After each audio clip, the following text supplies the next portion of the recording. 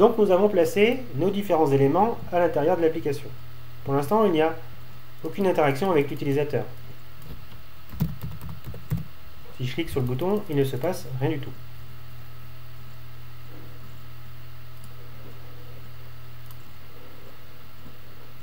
Pour gérer cette interaction avec l'utilisateur,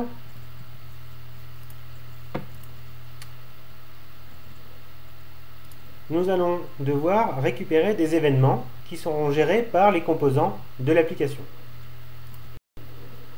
Lorsqu'une action va être réalisée sur les composants, ils vont envoyer un événement à un objet qui va écouter ces événements. Et c'est cet objet qui va effectuer une action en fonction des événements qui sont envoyés.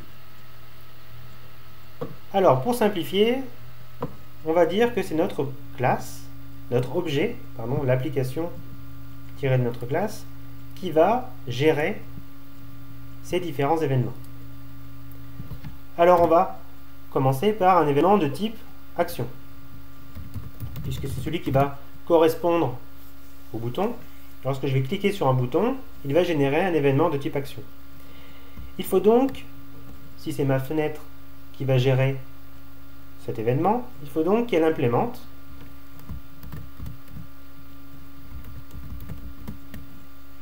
l'interface ActionListener, écouteur d'action.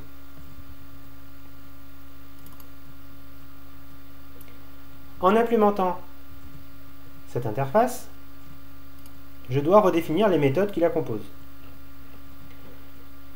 Pour ActionListener, il n'y en a qu'une seule. Quel va être le principe de fonctionnement? Quand le bouton va être cliqué, il va émettre un événement de type action. Je vais spécifier, je ne l'ai pas encore fait, mais je vais spécifier au bouton que c'est ma fenêtre qui va gérer ces événements de type action. Quand l'événement sera géré, il va l'envoyer à la méthode ActionPerform de ma fenêtre.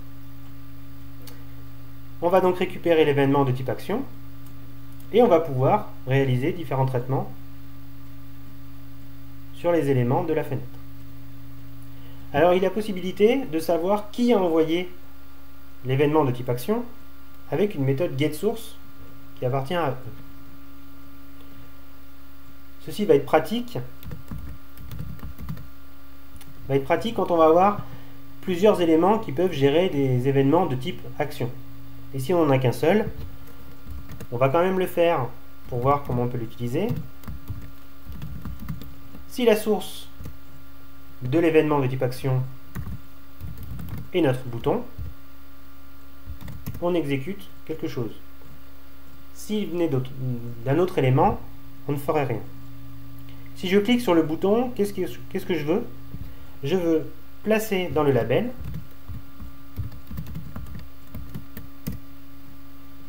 le texte qui est contenu dans le text field.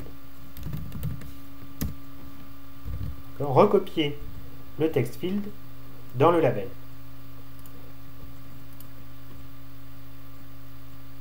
Donc chaque fois que je vais recevoir un événement de type action de la part du bouton, je vais réaliser cette opération. Et écrit comme ça, il nous manque quelque chose. En effet, si on regarde l'application, même si je clique sur le bouton, il ne se passe rien. Simplement parce qu'on a oublié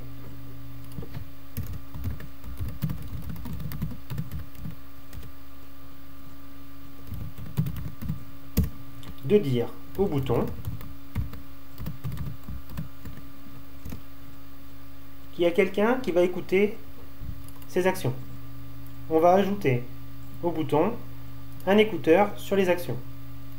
Et cet écouteur va être l'application elle-même, this. Cette ligne spécifie le fait que dès qu'on va cliquer, le bouton va envoyer un événement de type action à this, à la méthode ActionPerform de this, qu'on va récupérer ici. On va vérifier si ça vient du bouton et on effectuera le transfert de texte.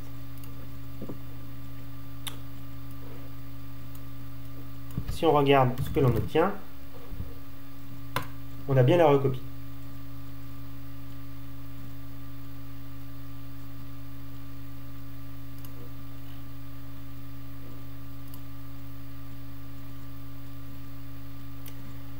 Alors pour terminer, on va donner juste un autre exemple. Il n'y a pas que des événements de type action.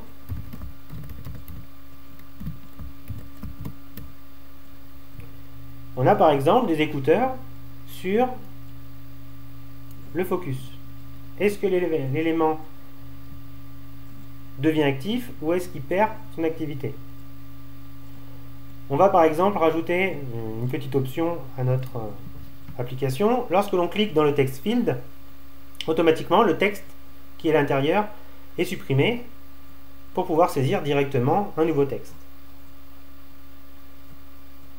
Donc pour ça, comme tout à l'heure, on va dire que c'est notre fenêtre, l'application elle-même, qui va gérer les écoutes de type focus. Comme tout à l'heure, il va falloir implémenter les méthodes qui appartiennent à cette interface. Ici, il y en a deux. Le gain du focus ou la perte du focus.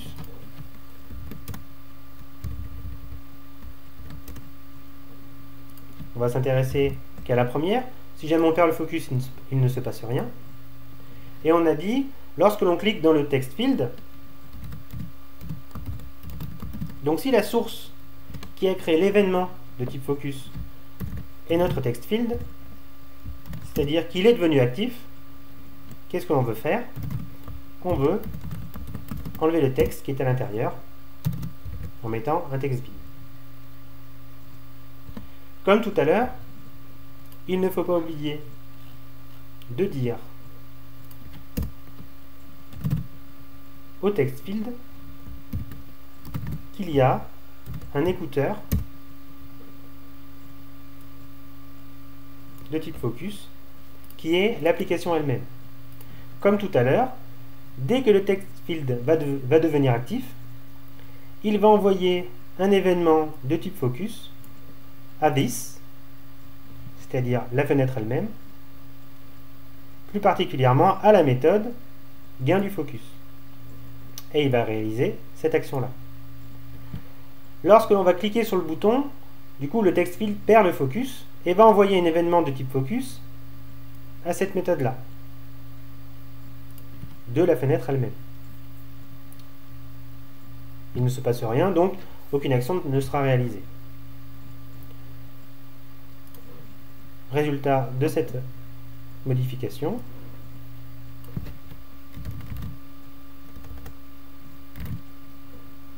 On copie le texte, comme tout à l'heure. Si je clique dans le text field, le texte a été supprimé. Je peux ajouter directement un nouveau texte.